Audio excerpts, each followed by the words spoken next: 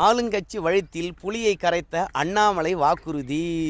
அது என்னன்னு பார்க்கலாங்க. அதற்கு முன்பாக இந்த மாதிரியான குயிக் நியூஸ் அப்டேட்லாம் தெரிஞ்சுக்கணும்னா நம்ம சேனலை சப்ஸ்கிரைப் பண்ணி வச்சுக்கோங்க. அண்ணாமலையை பொறுத்த வரைக்கும் என் மண் என் மக்கள் நடைப்பயணத்தில் திமுகவுடைய தவறுகளை சுட்டி காட்டி கொண்டே வராரு. என்ன வாக்குறுதி கொடுத்தாங்க, என்ன வாக்குறுதியை நிறைவேற்றவில்லை, நாம் ஆட்சிக்கு வந்தால் என்ன செய்ய போகிறோம் என்பதையெல்லாம் சொல்லிகிட்டே வராருங்க. ஆனால் நேற்று சொன்ன விஷயந்தான் திமுகவுக்கு அடிவயிற கலக்கி இருக்கிறது. ஆளுங்கட்சி இல்லையா, அதுக்கு தானே ஆபத்து அதிகம்.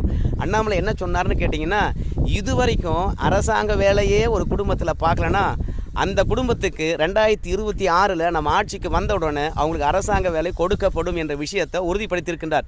இதன் மூலமாக எல்லா அரசாங்க வேலை எதிர்பார்த்திருக்கின்ற கூட்டத்தையும் பாஜக பக்கம் திருப்புறாரு. இரண்டாவது 2026 என்னதான் குட்டிக்காரன் அடித்தாலும் திமுக ஆட்சிக்கு வரப்போறதில்லை என்ற விஷயத்தையும் வெளிப்படையாக சொல்லி அதை தடுக்க போகிறோம் என்பதை உறுதிப்படுத்தி திமுக வயிற்றில் புலியை கரைச்சிருக்கிறார்.